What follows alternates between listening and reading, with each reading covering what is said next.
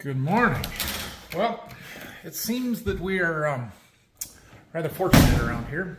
It just rains all the time. So we got some rain last night. We had about 4/10 here. 4/10 isn't a crop making rain, but it certainly helps, especially when it rains like every other day. Oh, those are all, yeah, okay. That's what we had here. I don't know if we got that up to the irrigation field or not, but I got a rain gauge up there. So we're gonna head up there and take a look. And we've got our Roundup loaded up in our Gator sprayer here. So we're gonna spray a bunch of Roundup. It's nice and calm today. It's a good day for it.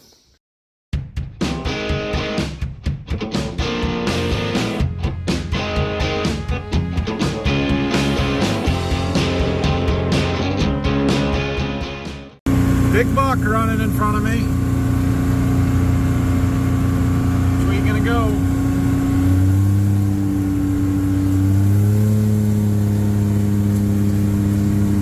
Anyway, once again, it appears to not have rained very much up here. Let's see what our rain gauge says. But the ground's dry in between the corn rows. Oh no, it fell over. Dang it! Judging by all the deer footprints, I think a deer kicked it. I had that buried in there pretty good. Dang. Well, it did rain. Clearly it did rain. But if we walk out here, there's dry dirt. Not a lot. I don't think we had 4/10 here. I think we had 2/10 maybe. Again, less here again. Yeah, it definitely rained some. I mean, the ground's not completely dry. I just don't know how much. I wish I did. Had a rain gauge. Oh well. So, while I'm up here with this sprayer, I am spraying some of my paths to take care of these grasses and stuff that are out here. I'm using the boom. Kick that on. We have a 10-foot boom on this sprayer. 10 foot is too wide to fit down my paths right now, so I've actually got the one side still folded up, and I pinched the hose off with a pair of vice grips so that it's not spraying, so we're only doing 2/3 of our boom. I'm still spraying some of these paths. I'm up on the north end of this field where we got that giant 112-day corn. I can smell the pollen in the air. You guys remember yesterday how we were looking at some of that stuff and wondering if there was any pollen left to finish filling out some of those kernels on the tip? Or maybe that was 2 days ago, I don't remember. There's still pollen, I can smell it. That's good. A lot of brown silks, but if there's any silks viable yet, I think that they might catch some pollen today. So I'm still spraying these lanes, and I've found a couple of interesting observations. One, we're on top of a little sand ridge here. Notice how much drier the ground is on top. I mean, yeah, it's soaking in, but we didn't get a ton of rain up here. Two, you remember how I was telling you how this corn had so many suckers on it earlier, those little plants that grow right out of the base of it, and how that's actually a good thing, and it means that the corn is happy, it's healthy, it's got plenty of water, plenty of nutrients, and it's kind of making those storage reserves for later in the season. Well, we can see that we still have some of those suckers here. Like, look at this plant has 2 of them. This one here's, I mean, it's starting to die off. You can see some yellowing in there, but there's another one here that's got some size to it. But look here, where was it? Right here. See these like tassel ear things here that are a little bit weird, where we've got kind of an ear, kind of a tassel? Those are from suckers. Those are suckers that just grew and grew and grew right out of the base of that plant. That one's actually got 2 of them. Look at that. That is a sucker ear, and it's going to produce an ear. Well, it's probably not, but that's crazy. Crazy. Here's another one coming out of this plant. Got silks. Wow. I mean, it's not hurting it. It's not hurting it at all. It's a good thing, because when that main stem starts dying up, it's going to pull all that stuff out of there if we get stressed at all. But we're not stressed at all up here. This is good corn. So the other day we did some calculations on rows and kernels on an ear, and trying to do some figuring on what our yields may be. Came up with a really big number. I think that number is probably unachievable. There's too many things that can go wrong between now and then. But one of the reasons that I planted this particular hybrid, this is a 110-day golden harvest. It's 10D21. It can handle super high populations. You'll notice how close together these plants are. We planted this at 42,000. I don't know about on this sand ridge if it's quite that thick, but there's a lot of plants there. But something that I have seen this hybrid do before in really good growing conditions is actually throw 2 ears. Very, very rarely do we get a hybrid that will produce 2 harvestable ears on a large scale. You know, you'll get a few plants here and there on the end rows or whatever, but not out in the field. There's too much competition.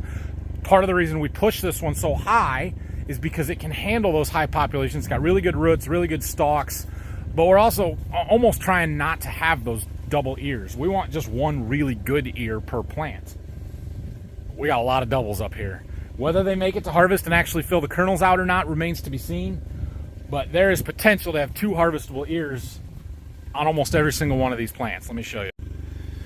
So you'll look in here, like, look at this one. That is a legitimate brown silk double ear that has pollinated.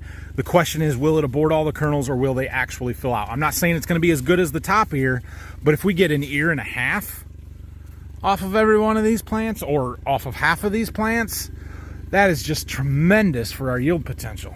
Look at this one. We've got a full first ear, a really good second ear. We've even got some brown silks on a third ear. Now, there's no way that one's going to develop, but oh man, there's potential. And I realize this is an outside row and you got to walk in there a little bit farther to really get a good example of whether this is going to happen or not. But there's potential here. There is a lot of potential here. All right, we're done up here in the irrigation field. No irrigation today. That's what I have decided. We got enough rain to not turn it on today. I would think about it tomorrow, but there's more chances of rain tomorrow and Sunday. So we may be done for a little while yet. I don't know. Spray some weeds along my corner here. Okay, I'm gonna go eat lunch. I kind of wasted the morning. No, I didn't waste it, but we did that irrigation stuff up there, spraying those lanes. And then I had my sales rep for our chemicals that we buy, or the company, the Syngenta rep, stop out. We walked some fields together, looked at some stuff, and both corn and beans. We're in pretty good shape. It is time to spray beans first of the week, so we're gonna try and do that Monday, Tuesday, Wednesday maybe, and at least the early planted beans. I'm on my way to go get lunch right now. When I get back, we're gonna get the bean planter out and do some power washing. I don't want to, but that's what we got to do today, so that's what we're gonna do. Oh, let's do it. All right, well, we've got her unfolded here and spend a little time with the power washer and put some row units back together. They need, yeah, maybe a lot of winter cleaning on this, but it's all right. We'll do the best we can now. Progress is being made. It doesn't look like I'm getting a lot of dirt off because, well, Brock spent a day, most of a day, power washing on here and got all the heavy stuff off. So now we're left with all the light stuff and the greasy spots and the light dirt, and it all makes a difference, but it doesn't add up to a lot on the ground. So we're getting there. We're not perfect, but we're getting there. I got around the back side. I need to work around the front side now and see what we can do, and then we're going to put it in the barn and call it good enough. All right, I'm calling it done here. I'm calling it. We got to put the lids back on the row units and some stuff back together. It's not great, but it's done. Anyway, we'll get back to that in a minute. Dad's doing a little work on the backhoe here. We had a squeak, so we're fixing it. Something in the bucket, pivots. So we took some arms off. This bushing is not lined up with the greaser, the hole in it. So we're gonna press it out, fix it. Look at that. Hydraulic presses, awesome. All right, I gotta use 2 hands or I was gonna drop this. The squeaking was coming from these pivots, so we took this one side apart, cleaned up the stud there. There's actually a plastic bushing goes in there. And then this arm, well, there's the arm we're working on that fits from here down to there, and then the other arm goes from there down to there. So I don't know if he intends to take the other side apart when we're done here or not, but we'll fix it. There.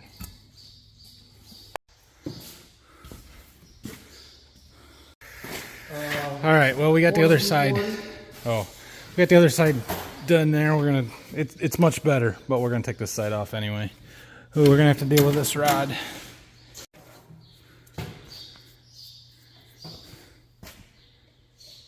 All right, we got her back together. Let's see if our cylinder squeaks anymore.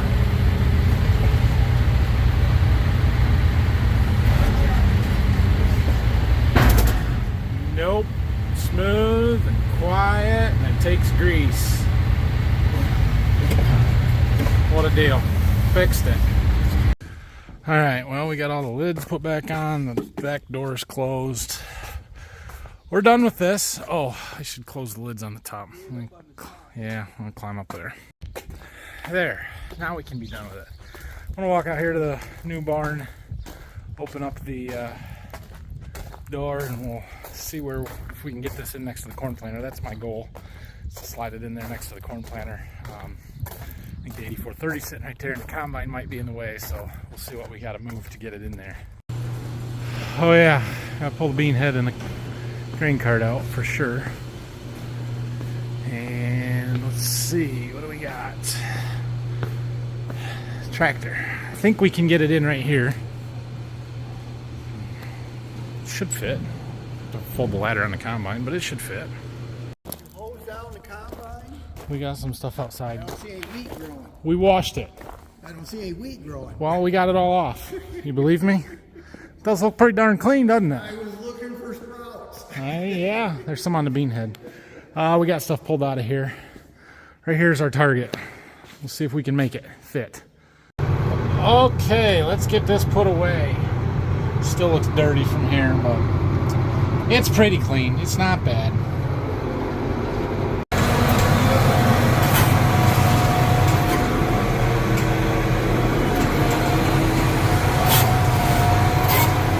Doing pretty good here. Would have been a little easier without that there.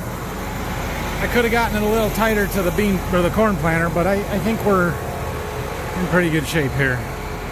Room to walk around them isn't a bad thing. This one's longer, so it sticks out a little farther. Ah, perfect. So I do want to put cylinder stops in on these wings. Yeah, it's right here. So we'll put those in, and then we'll get some blocks here, and we'll get everything unhooked. We made it! This tractor needs just a little bit of cleaning, so we're gonna put it in the back of the shop. Get all this stuff put back in there. It was close, but we got everything back in there. Look at that. Just be careful pulling any of it out. Okay, our forklift needs a little bit of a bath. It got a little fertilizer on it back here when Brock and I were attempting to pump out one of those fertilizer tanks. So since I have the power washer hooked up, we're gonna rinse it down. Okay, well, having that bean planter cleaned up and put away is a big weight off my mind, so that's good. We're pretty well done cleaning up the spring equipment, and good there. So like I said, this tractor here can use a quick wash. Brock, when you come, that's your project. Give that a bath.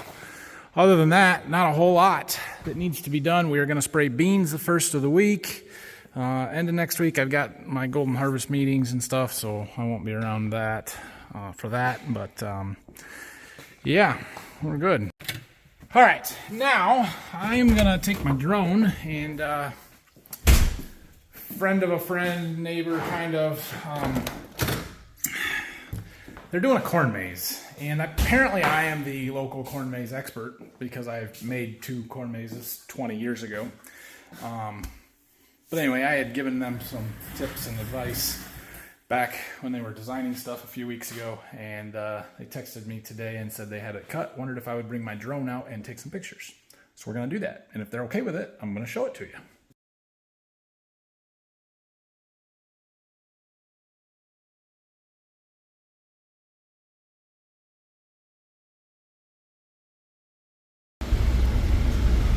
Okay, well, there's a little bit about that corn maze. I will give you more details on that later in the summer. I'll probably go back and take some more pictures again later after the corn gets a little bigger and stuff there. But friends of a friend's neighbors kind of thing where they're doing this. They do a whole fall festival stuff there. T22 Farms, Fayette, Ohio. Check them out. So anyway, thanks for watching today. Have a great weekend, everybody. I will not be making any videos over the weekend. We may start irrigating if it doesn't rain, but we'll check in with you guys on Monday. Soybean fungicide next week. Now we've got the corn stuff done. Some of the beans are ready, so we're going to do that. And hoping we got some other cool stuff to happen towards the end of next week, but we will see. So anyway, have a great weekend. Questions, comments, leave them down below. If you haven't subscribed to the channel yet, please do that. And go check out farmfocus.com for your Border View Farms merchandise and help support the channel that way. Thanks, everybody. See you later.